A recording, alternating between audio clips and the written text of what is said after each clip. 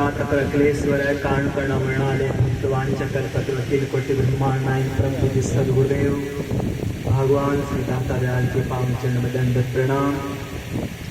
आज की सत्संग के अध्यक्ष महोदय और मेरे गुरु भ्राता श्री वेदांत श्री परम पूज्य अद्वैतानंद जी महाराज श्री पूज्य स्वामी श्री मालाराम जी महाराज मंच विराजमान स्वरूप महापुरुष और पूज्य स्वामी श्री सत्यनारायण जी महाराज श्री जिनकी विशेष कृपा भक्तिमती मात्र शक्ति प्यार जिज्ञासु भाई भाई आप सभी के श्री चरणों में मेरा दंडवत प्रणाम।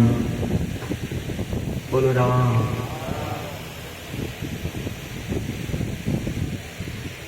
गुरुदेव का पदार्पण होता है, गुरुदेव की कृपा बरसती तो उनका महिमा का गुणगान होता है। संत महापुरुषों के महिमा का गुणगान होते हुए वास्तविक जीवन का सत्य क्या है उसके अंदर प्रवेश करते हुए आगे बढ़ रहे हैं।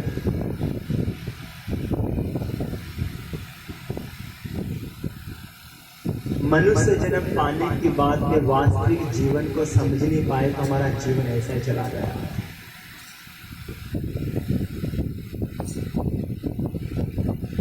शरीर के बीच में विराजमान जो शरीर है उसकी अनुभूति नहीं थी तो भी हमारा जीवन ऐसा ही चला गया। भगवान श्री कृष्ण अर्जुन को दर्शा रहे हैं भीषण पितामह के शरीर को छेदन करके अपने सुदर्शन से। अर्जुन तो जिसको मारना वो तो क्षणभंगुर है और जिसको तो मारने की कोशिश करेगा वो मरने वाला भी नहीं। और आत्मा ना तो जन्मते ना और वही सत्य जो दिखाई दे रहा है वो सब परिवर्तनशील है, जो दिखाई दे रहा है वो सब जाने वाला बदलने वाला है। लेकिन जो अनुभव का विषय जो अनुभव किया जा रहा है जो ज्ञान के माध्यम से वहां तक पहुंचा जाता है वही सत्य है और उसी की संगत है। मनुष्य जन्म पाने के बाद में वास्तविक जीवन की सत्यता को समझ नहीं पाए तो हमारा जीवन ऐसे चला गया। भगवान श्री कृष्ण कहते हैं अर्जुन जैसे मनुष्य पुराने वस्त्र को छोड़ करके नए वस्त्र पहनता उसी प्रकार जीवात्मा भी पुराने देह को छोड़ करके नए से प्राप्त होती है। गीता जी में दूसरे अध्याय का 22वां श्लोक वांसांसि जीर्णान्यथा विहाय नवानि गृह्णाति नरोपराणि तथा शरीराणि विहाय जीर्णा नैने संयाति नवानि। और नैनं छिदन्ति शस्त्राणि नैनं दहति पावकः न चैनं करदन्त्यापो न शोषयति मां। इस आत्मा को शस्त्र नहीं मार सकता, इसको आग नहीं जला सकते, इसको जल नहीं गिरा सकते, इसको वायु नहीं सुखा सकते। भगवान शंकर देवी उमा को कहते हुए रामचरितमानस में कहते कि आज बड़ी उदास सच्चाई बोले क्यों कि मानो समझ नहीं रहे हैं जो सत्य है उसको तो छोड़ रहे हैं, विषय की ओर बढ़ रहे हैं। अनुभव अपना सत्य हरि भजन ये जगत सब केवल सत्य की अनुभूति करना ही वास्तव में है, बाकी सब सपने की बात है। दाता दयाल के शब्द है ये शरीरों में अंतर, हमारे जितने भी मटकी रूपी शरीर दिखाई दे रहे हैं ये सब अलग अलग हैं लेकिन सबके अंदर विराजमान है वो एक है।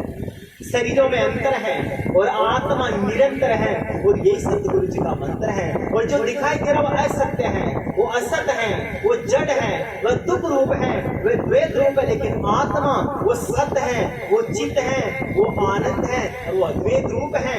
तीनों काल में जिसका नाश नहीं होता है वही सत्य है और वही आत्मा स्वरूप है। वो सत्य वो चित्त वो आनंद है और हमारे को उसकी अनुभूति करते हैं। और वहां तक पहुंचने के लिए ब्रह्मनिष्ठ ब्रह्म स्रोत के श्री चरणों में जाने के बाद बंधन से आवरण से रहित होकर के विवेक वैराग्य सत्संग मोक्ष चतुष्ट साधन संपन्न होकर के महापुरुष के पास में गए। और अगर सद्गुरु जो अनुभूति आपको कराई है और उसको अगर आपने जीवन उतार दिया तो कल्याण है।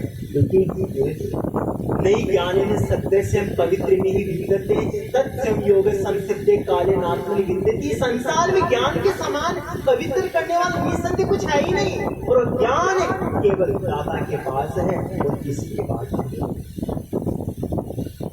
ज्ञान को पाना है तो अपने आप को पूरी तरह से उस तरह का पात्र भी बनना पड़ेगा, तब जाकर के पता चलता है। नहीं तो अगर वास्तविक जीवन की सत्यता की ओर बढ़ नहीं पाए तो हमारा जीवन ऐसे चला जाएगा।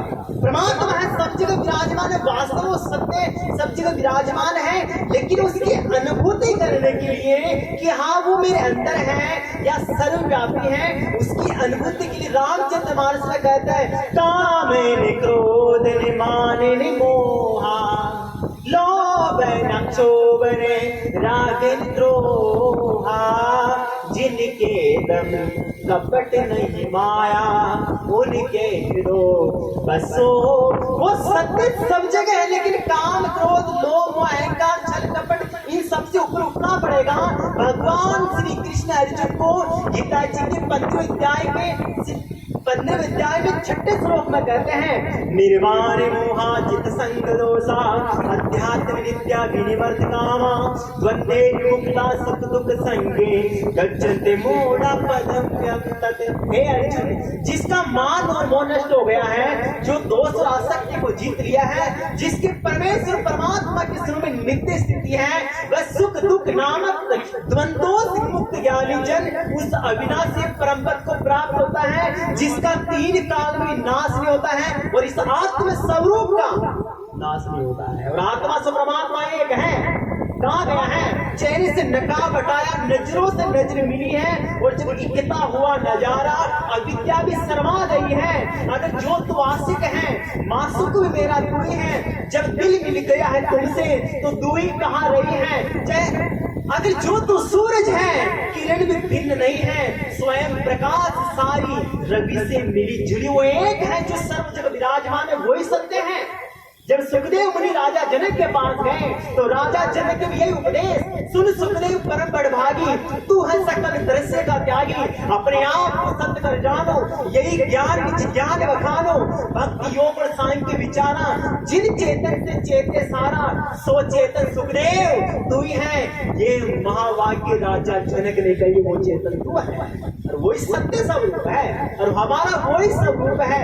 लेकिन जब तक मेरा मेरा मेरा करते रहेंगे, ये मेरा रूपी सांस जब तक निकलेगी तब तक सत्य तक पहुंच नहीं पाएंगे, क्योंकि माया बड़ी प्रबल है। जो माया से ऊपर उठ गए वो सत्य की अनुभूति कर लिया, और जो माया के बीच में रह गए अभी सत्य बहुत दूर है।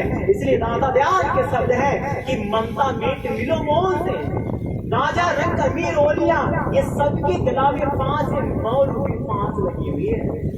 राजा रंग अमीर ओलिया सबकी गला में फांस, और फांसी तोड़ गया कोई सूरा जग से भया उड़ान। जो सूरवीर वो इस ममता की जो मोह के दलदल से ऊपर उठ गया वो सत्य की अनुभूति कर लेगा, और जिसके तो तुम मोह कर रहा है वो तो सब जाने वाला है। इसलिए सत्य की मुझे जहां तक याद आती है रत्नावली की पतिदेव तुलसीदास जी महाराज। तुलसीदास जी महाराज अपनी पत्नी की तरह मोह करते थे कि क्या कहें। शादी होने के चंद समय बाद जब अपने ससुरा अपने मायके जाती है तो तुलसीदास जी महाराज कहते हैं जा तो रहे लेकिन वापिस आना कब होगा, रहने से आप कहीं ना बोले क्या आ जाएंगे। जब वो मायके 25 इधर पहुंचते रत्नावली पीछे पीछे तुलसीदास जी महाराज दौड़ पड़े। सामने नाला बह रहा है, एक खेवटिया को बोलते हैं जरा भैया तुम्हारे नावे के लेकर आना और मुझे जरा इस नाव से पार लगा देना। तुलसीदास जी महाराज को खेवटिया कहते हैं, तुलसीदास जी महाराज पागल हो गए हैं, ये नाला इतना हाला वगैरह, बारिश का समय चल रहा है, आप डूबोगे और आपके साथ के साथ मुझे से मेरी नाव को डूबना पड़ेगा, मुझे आपकी बात माननी नहीं है। तुलसीदास जी महाराज मोह में इतना कि उस नाले में कूद गए और कैसे कैसे एक लकड़ा हाथ है, लकड़ी के ऊपर पैर देकर के नाला पार किया।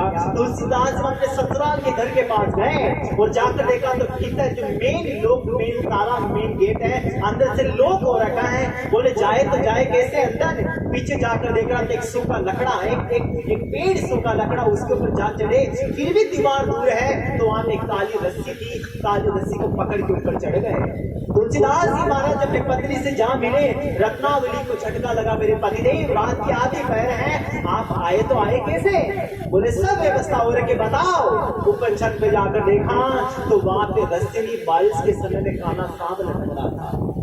तो तुलसीदास जी महाराज को पत्नी कहती है कि इस नाले को कैसे पार किया। नाले के पार जाकर देखा तो वहां पे मुर्दे की लाश की बन के लगता नहीं था। तुलसीदास जी महाराज की पत्नी को चोट लगती, मेरे पतिदेव आप इस नासवान जो मिट्टी का ढेर हो जाएगा, एक दिन खाक में मिल जाएगा, इस नासवान शरीर के मुंह में आप इतना उलझ गए कि आपको ये भी नहीं पता कि लगता है मुर्दे की लाश, सांप है, काली रस्सी।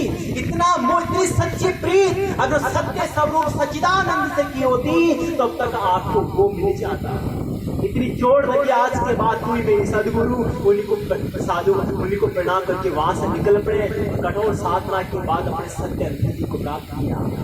इसलिए वास्तविक इस सत्संग की अनुभूति हमारे को होना अति आवश्यक है और हमारा जीवन का एक लक्ष्य है कि मेरा वास्तविक स्वरूप क्या है, मुझे करना क्या है और वहां तक मैं पहुंचूं कैसे।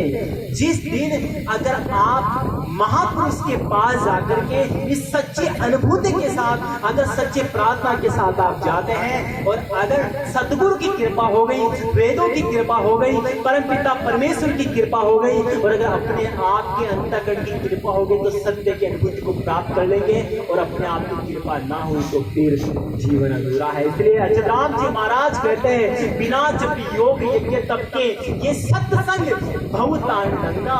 इस जांच रूपी सत्संग में आकर के बैठ जाओ, कोई महापुरुष आएगा जो खेवटिया बन करके बहुत सागर के नया पार लगा देगा। सत्संग में बैठ के कोई जाओ भव पार, खेवटिया सतगुरु मिले कर दे पलक में पार, एक पलक में पार हो जाए। आगे भव सिंधु पार होने को जहां सत्संग है जग में, खेवटिया मात में साधु को प्रमाण कौन कौन से इस सत्संग से तिर गए। हजारों खल कुटिल पामर कितने पशु समान इस सत्संग से तिर चुके हैं। हजारों खल कुटिल पामर सत्संग से तिर गए पापी, अचल राम फिर भी तिरते जाए। मुबारक को सदा सत्संग की महिमा, मुबारक को तो बड़ा बड़ा मेरा सौभाग्य। भगवान श्री दाता दयाल की कृपा आप सभी के अपने अपने सदगुरु की कृपा आप सभी के ऊपर बनी रहे। आप सभी अपने मन रूपी डोरी सत्संग के बीच में लगा रखें, क्योंकि मन तो बड़ा चंचल है। मन चंचल दुनिया में मन की क्षण पर भी टिकता नहीं। विश्व में दोष देखे बिना वैराग्य से होता नहीं, बिना अभ्यास वैराग्य मन का रुकता नहीं और उपाय लाखों करोड़ विषयों से हटता नहीं। तो हमारा मन बड़ा चंचल है, इस मन को थाम करके इस सत्संग के बीच में लगाइए, ताकि वास्तव में अगर जीवन की सत्य की अपन ने प्राप्ति कर ली तो हमारा जन्मना मरना खत्म हो जाएगा, नहीं तो हमारा जन्मना मरना चक्र में चलता रहेगा।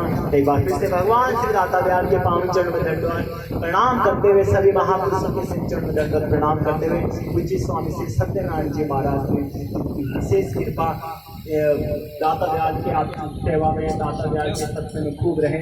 लेकिन मेरा सौभाग्य कि मैं आपकी सेवा के बीच में आपके दर्शन करके अपने जीवन को आनंदित महसूस करता हूँ। एक बार फिर से आप सभी के श्री चरणों में दंडवत प्रणाम। इसी के साथ एक बार उठाइए दोनों हाथ प्रेम से, बोलो दाता दयाल की, सच्चिदानंद गुरुदेव की।